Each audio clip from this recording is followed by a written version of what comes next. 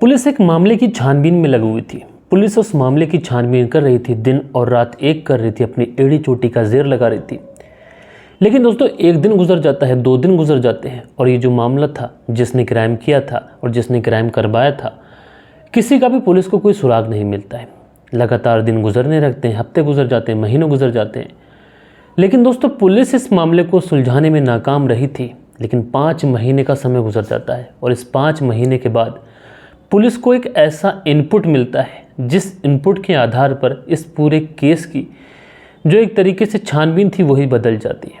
और उसके बाद में पुलिस एक ऐसे केस का, एक ऐसे ब्लाइंड मर्डर का खुलासा कर देती है 5 महीने के बाद में, जिसका शायद ही किसी को अंदाज़ा नहीं था।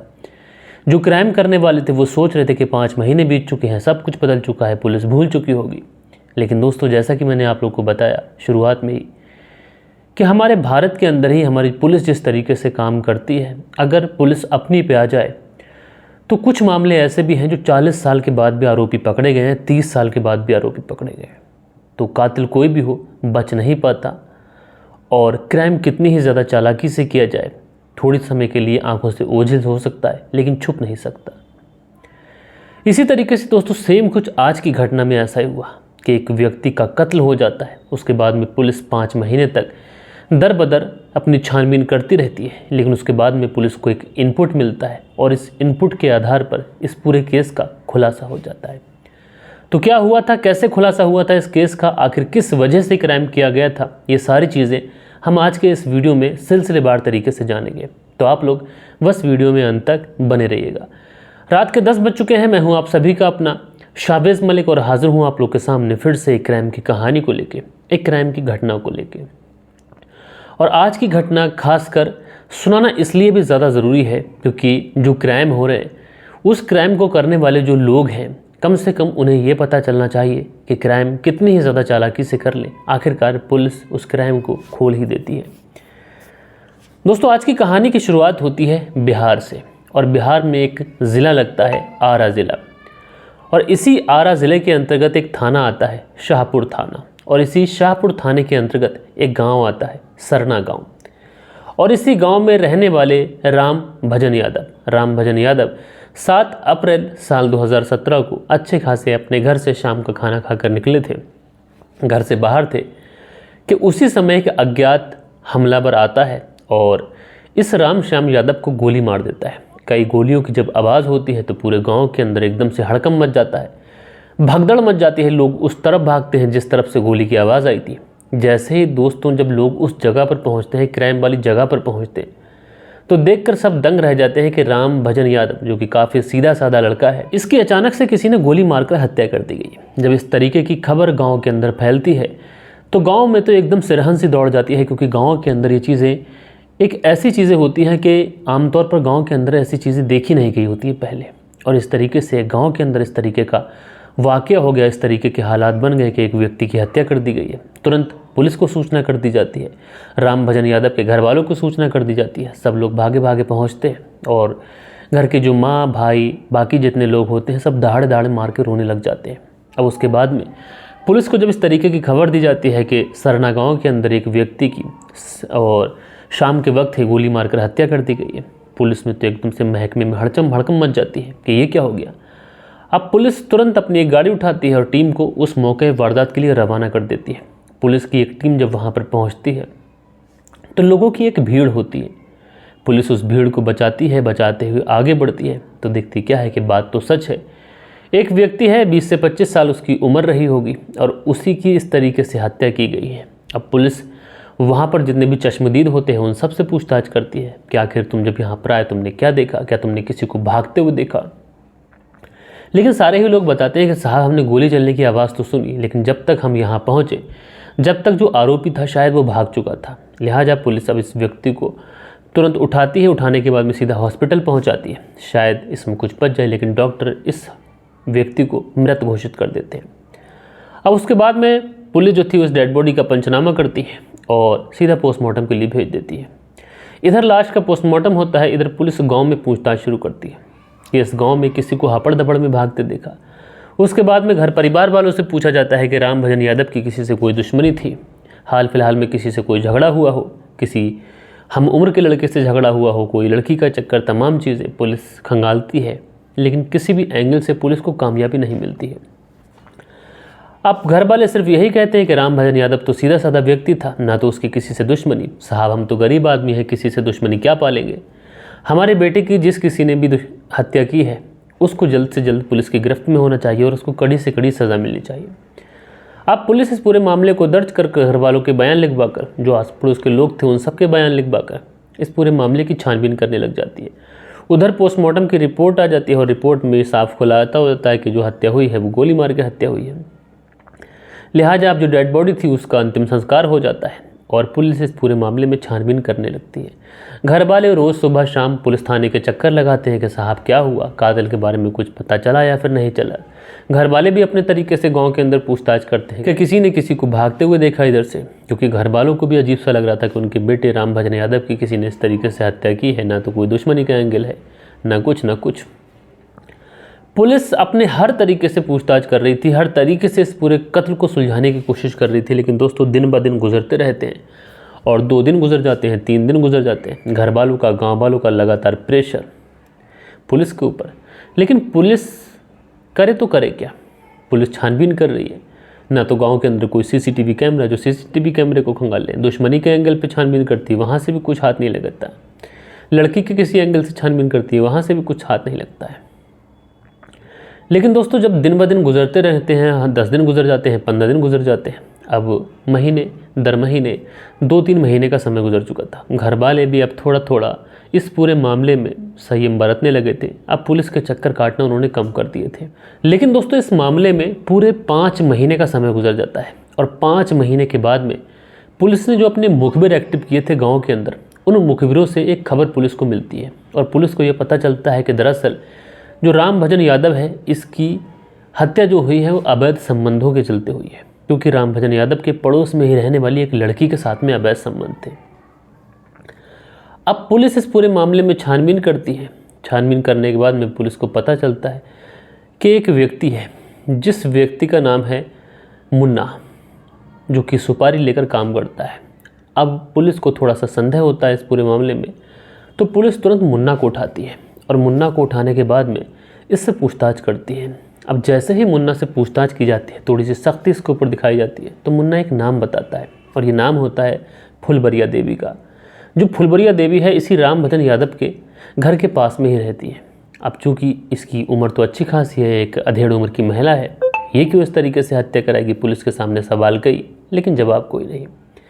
लिहाजा पुलिस मुन्ना को तो उठा चुकी थी, अब फुलबरिया देवी को भी उठाती है। इसे उठाने के बाद पुलिस थाने लेके आती है और दोनों को बराबर फ्रंट सीट पर बैठाया जाता है और उसके बाद में इनसे पूछताछ की जाती है। और दोस्तों उसके बाद में जो फुलबरिया देवी जो कहानी सुनाती है, उस कहानी को सुनकर पुलिस वालों के तो होश फाख्ता हो जाते हैं और पुलिस वालों को समझ ही नहीं आ रहा था कि आखिर कैसे ऐसा हो सकता है। दरअसल फुलबरिया देवी बताती है कि जो राम भजन यादव है, कुछ साल पहले की बात है कि इसकी मुलाकात मेरी बेटी से होती है। जब इसकी मुलाकात मेरी बेटी से होती है तो उसके बाद में ये उससे बातचीत करना शुरू करता है। अब पड़ोस में रहने वाली एक महिला, जिसका नाम अगर हम रखें काल्पनिक नाम, तो उसका नाम हम मुन्नी रख देते हैं। अब पड़ोस में रहने वाली मुन्नी, उसके साथ में इसके इस तरीके से रिश्ते बन गए, लगातार बातचीत होना, फ़ोन पे बातचीत होना। अब जब बातचीत होती है तो आजकल के रिश्तों में सबसे पहले अवैध संबंध बनना ज़रूरी है, शारीरिक संबंध बनना ज़रूरी है, दोनों के बीच में फिजिकल रिलेशनशिप होना बहुत ज़रूरी है। इसलिए राम भजन यादव और जो मुन्नी थी, ये दोनों एक दूसरे से शारीरिक संबंध बनाते हैं।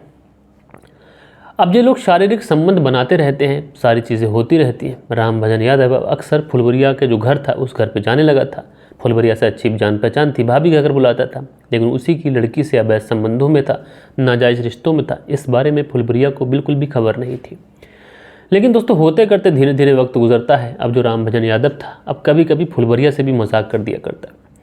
जब फुलबरिया से मजाक करता तो फुलबरिया इस मजाक को थोड़ा सा सीरियस ले गई और उसके बाद में फुलबरिया ने इस राम भजन यादव को एक तरीके से प्रपोजल दे दिया।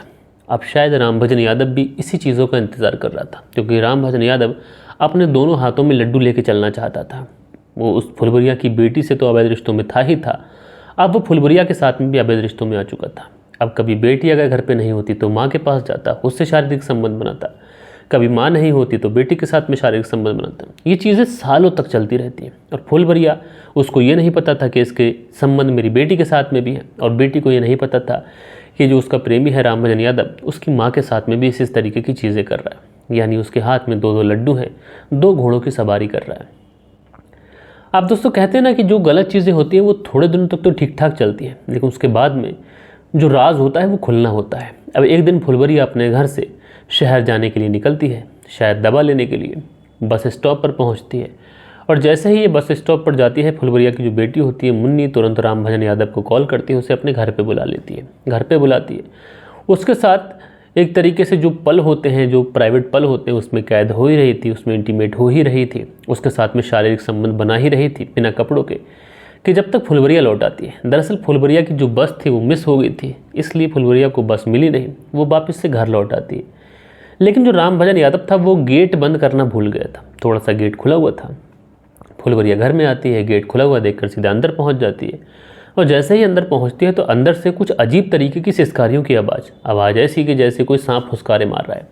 अंदर पहुंचती है, अंदर पहुंचने के बाद में देखती क्या है कि इसकी जो बेटी है वो बिल्कुल ही नग्न अवस्था में इस राम भजन यादव की बाहों में है, और दोनों एक दूसरे के ऊपर कुछ इस तरीके से हावी हैं कि दोनों पसीने में सराबोर हैं। अब दोस्तों इस तरीके की जब हालत ही अपनी बेटी को और अपने जो प्रेमी है राम भजन यादव को देखती है तो इस बात को लेकर एकदम से बवाल हो जाता है। फुलबरिया चीखने लगती है, राम भजन यादव मौका देखकर वहाँ से निकल जाता है। फुलबरिया अपनी बेटी के साथ में काफ़ी ज़्यादा लड़ाई झगड़ा करती है कि तुम क्या कर रही थी, लेकिन उससे ये नहीं कहती है कि मेरे भी उसके साथ में इस तरीके के रिश्ते हैं। अब दोनों माँ बेटियों के बीच में काफ़ी ज़्यादा लड़ाई होती है। राम भजन यादव अपना काम सीधा करके जा चुका था, अब फुलबरिया ये परेशान कि उसके हाथ से राम भजन यादव निकल गया। अब बेटी इसलिए परेशान कि माँ को पता चल गया। बड़ी कश्मकश में जान है, लेकिन फुलबरिया उसके बाद में एक प्लानिंग करती है, और इसी प्लानिंग के तहत ही एक मुन्ना नाम के व्यक्ति से मिलती है और 12,000 रुपये में इस मुन्ना को राम भजन यादव की सुपारी देती है। और 7 अप्रैल साल 2017 को जब राम भजन यादव अपने घर से खाना खाकर शाम को टहलने के लिए निकलता है कि उसी समय मुन्ना राम भजन यादव की गोली मारकर हत्या कर देता है और मौके से 9-11 हो जाता है। और दोस्तों जब पुलिस ने इस पूरे केस का खुलासा किया तो उस गाँव के जितने भी लोग थे वो बड़ा हैरान थे कि एक माँ ने कुछ इस तरीके से साजिश रची और साजिश के तहत ही एक ऐसे व्यक्ति की हत्या करा दी कि जिसके साथ में वो खुद ऐसे संबंधों में रही थी। ज़रा सोचो दोस्तों, माँ के पास बहुत सारे रास्ते थे, वो उसके घर पे शिकायत करती थी, पुलिस में कंप्लेंट कर सकती थी, वगैरह वगैरह, लेकिन माँ ने एक ऐसा रास्ता चुना जिसकी वजह से उसकी ज़िंदगी चली गई राम भजन यादव की, और माँ जो अपनी ज़िंदगी है वो जेल में गुजारेगी। तो दोस्तों आप लोग इस पूरी घटना को किस तरीके से देखते हैं कि सबसे ज़्यादा कसूर किसका है, बेटी का, राम भजन यादव का, या फिर फुलबरिया देवी का? कमेंट्स करके ज़रूर से ज़रूर बताइएगा। कल के दिन आप लोग के कुछ कमेंट्स भी हैं, अब वक्त होता है कि आप लोग के कमेंट्स पढ़ लिए जाएँ। सो दोस्तों हमारे चैनल पर जो कल के दिन कुछ कमेंट्स हैं इसमें MT आलम है, लिखते हैं तहसीन, तंजीन, सबा, ज़ेबानास, शाइस्ता परवीन, झिरुआ, पछियारी, फरवेजगंज, अररिया बिहार से, तो भाई आपका शुक्रिया। इकरा इमरान है, लिखते हैं आज आपने बहुत अच्छे तरीके से कहानी सुनाया है, और उससे भी अच्छी बात यह है कि आज आपने कहानी के शुरू में पहले कुछ अपडेट्स दिए हैं, तो बहन आपका शुक्रिया। उसके बाद में उत्तम लाल हैं, लिखते हैं मलिक भाई साहब नमस्कार, आपकी कहानी को रोज़ सुनता हूं और पहली बार कमेंट्स कर रहा हूं। उत्तम लाल, ज़िला प्रयागराज, उत्तर प्रदेश से, सर जौनपुर बदलापुर की कहानी सुनाने के लिए। तो उत्तम लाल जी आपका बहुत बहुत शुक्रिया कि आप प्रयागराज उत्तर प्रदेश से हमारी कहानी सुनते हैं, आपका बहुत बहुत शुक्रिया। रिजवान अंसारी हैं, लिखते हैं नाइस स्टोरी, तो भैया बहुत बहुत शुक्रिया। MT आलम है, लिखते हैं तमीज़ आलम, पिछियारी, झिरुआ, फरवेजगंज, अररिया बिहार से कहानी सुनते हैं, भैया शुक्रिया। दिल बहादुर सिंह हैं, लिखते हैं क्या इंसान के ब्रेन बास्ट हो चुका है, nice story Malik ji, thank you. तो दिल बहादुर सिंह जी आपका शुक्रिया। सुरेंद्र शर्मा हैं, लिखते हैं नमस्ते मलिक भाई साहब, नाइस स्टोरी। सुरेंद्र कुमार, श्री विजयनगर राजस्थान से, तो आपका बहुत बहुत शुक्रिया। सुनील त्यागी जी हैं, लिखते हैं नमस्कार भाई साहब, रेणु सुनील त्यागी, शाना बुलंदशहर से, तो आप दोनों का बहुत बहुत शुक्रिया। बालेश्वर बिहारी हैं, लिखते हैं मलिक जी, मलिक साहब जी नमस्कार, सभी कहानी का चर्चा तूल पकड़ लिया है, लेकिन सबसे ज़्यादा कोलकाता में कोहराम मच गया है। लोग नहीं सोचते कि हद में हमें परेशान करेगा, सारे लोग भूल जाते हैं, लेकिन करने के बाद ज़रूर याद आता होगा कि मैं क्या किया क्या नहीं किया। बहुत अच्छी बात कही आपने बालेश्वर बिहारी जी, आपका शुक्रिया। यूज़र हैं, लिखते हैं मलिक साहब बदलापुर की कहानी 3 दिन पुरानी है, कोई नई कहानी सुनाइएगा। तो बदलापुर कहानी में अभी आरोपी कल के दिन अरेस्ट ही हुआ था, उसी समय मैंने आपको कहानी सुनाई है। मोहम्मद जोरेज हैं, लिखते हैं इस पूरे हफ्ते में इन सब न्यूज़ दुख जो हुई हैं उनसे दुख होता है। तो मोहम्मद जोरेज जी आपने जो बातें कही बहुत अच्छी हैं। इस हफ्ते के अंदर अलग अलग जगहों से रेप की जो घटनाएं आई उन्होंने दिल को झकझोर के रख दिया। तो दोस्तों ये थी पूरी कहानी और ये थे आप लोग के कमेंट्स आप लोगों को कैसे लगे कमेंट्स करके ज़रूर से ज़रूर बताइएगा। मिलते हैं दोस्तों कल के दिन किसी और क्राइम स्टोरी के साथ में। जब तक के लिए अपना ख्याल रखिएगा, देश का ख्याल रखिएगा, परिवार के रिश्तों की अहमियत को समझिएगा। जय हिंद, जय भारत।